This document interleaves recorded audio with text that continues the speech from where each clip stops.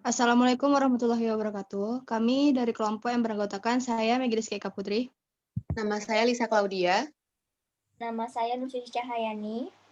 Nama saya Putri Salsabila. Nama saya Kosia Prilliku. Di sini kami akan menjelaskan tentang clothing line. Pertama yang akan dijelaskan oleh Putri Salsabila. Baiklah, saya akan menjelaskan tentang deskripsi perusahaan. Clothing line. Clothing line adalah bisnis yang mengacu pada usaha menciptakan sebuah brand fashion yang memproduksi desain produk sendiri. Clovid Clothing Industry adalah sebuah industri kreatif Indonesia yang bergerak pada bidang usaha pakaian atau aparel yang dikelola secara profesional. Yang kedua ada visi dan misi. Visinya yaitu mampu memberikan kepuasan produk kepada konsumen seiring dengan perkembangan fashion serta maju dan kreatif dalam setiap desain yang dikeluarkan.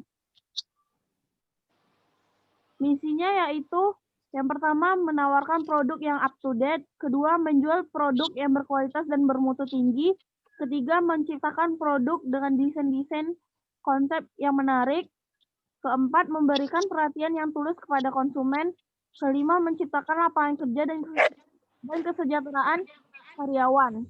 Selanjutnya akan dibacakan oleh Meggy. Strategi pendekatan bisnis.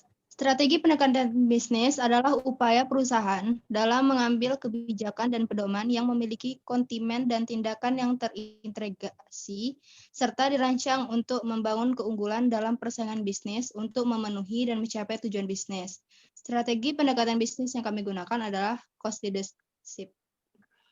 Selanjutnya akan dijelaskan oleh Lisa Claudia. Baiklah, di sini saya akan menjelaskan tentang tahap pengembangan. Tahap pengembangan yang pertama adalah desain. Pengembangan desain dapat dilakukan dengan mengangkat kekayaan ragam budaya Indonesia dari Sabang sampai Merauke, di mana setiap budaya memiliki tekstil tradisional yang memiliki motif-motif yang sangat unik dan etnik. Jika motif-motif tradisional ini mampu diangkat di pasar modern melalui pengembangan motif dengan diberi sentuhan gaya modern, tanpa harus menghilangkan makna filosofi yang menyertainya. Yang kedua adalah updating teknologi.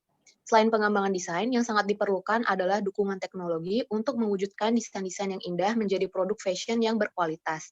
Mesin-mesin modern yang sudah serba komputeris dengan sistem otomasi dan otonomasi sangat diperlukan agar meningkatkan produktivitas dan mampu menghasilkan produk tekstil dengan kualitas yang tinggi. Hal ini berarti perlu segera restrukturisasi mesin. Tinggal kirim. Yang ketiga adalah pengembangan SDM. Untuk menghasilkan produk yang berkualitas, tentulah tidak lepas dari dukungan SDM di bidang tekstil. SDM-nya harus memiliki produktivitas dan kreativitas yang tinggi sehingga mampu menghasilkan inovasi-inovasi produk tekstil. Dari SDM ini diharapkan tercipta material tekstil yang berkualitas, halus, high function, serta produk fashion yang indah sehingga memberikan nilai tambah pada produk fashion. Yang keempat adalah inovasi produk. Seiring perkembangan iptex, fungsi busana tidak hanya sekedar untuk penampilan saja. Berbagai produk fashion yang high function di berbagai bidang kehidupan dengan berbagai nilai tambah dari aspek material teknologi, desain perlu dikembangkan. Hal ini tentu perlu didukung SDM dan industri serat, benang, dan kain untuk mampu menghasilkan bahan-bahan tekstil yang berkualitas dan bernilai guna tinggi serta memiliki nilai tambah fungsi di berbagai bidang kehidupan. Baiklah, selanjutnya masih dalam tahap pengembangan akan dilanjutkan oleh teman saya, Nursuci Cahyani. Baik, di sini saya akan melanjutkan apa yang teman saya jelaskan tadi, yaitu ada yang kelima adalah membangun brand image.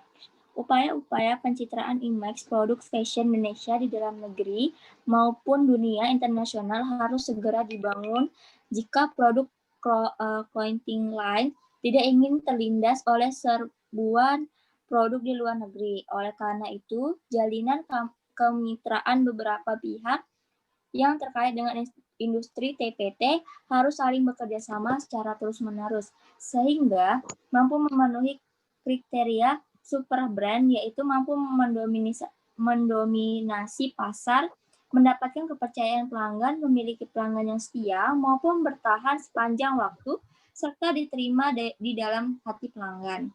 Yang keenam ada promosi.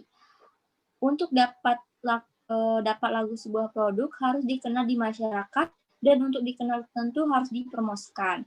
Media promosi yang sangat efektif adalah melalui media cetak dan elektronik.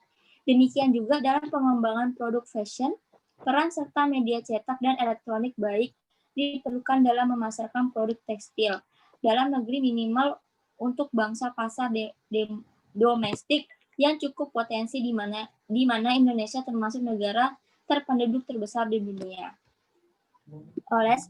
Baik, selanjutnya akan dijelaskan oleh Josi.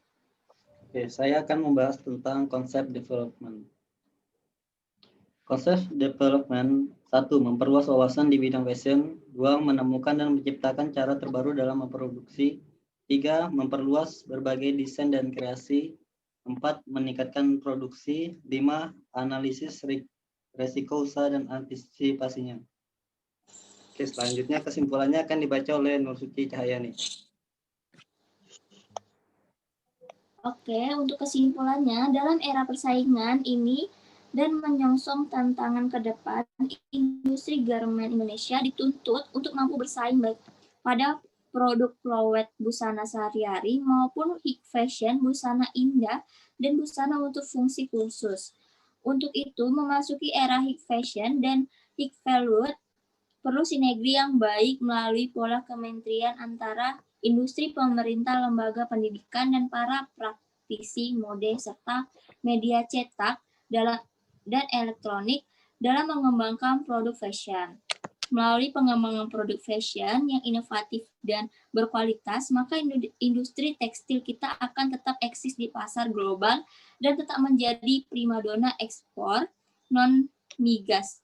Melalui sinergi kerjasama antara pemerintah, industri, lembaga pendidikan, dan desainer, serta media dalam menciptakan fashion image akan membawa industri tekstil lebih bersinar di pasar global dan industri tekstil itu tidak menjadi sunset industri di masa mendatang seperti yang dikhawatirkan selama ini. Baik, untuk kelompok kami, sekian dari presentasi kami. Apabila ada kesalahan kata atau perbuatan mohon dimaafkan. Cukup sampai di sini. Assalamualaikum warahmatullahi wabarakatuh. Waalaikumsalam warahmatullahi wabarakatuh. Maggie punya ada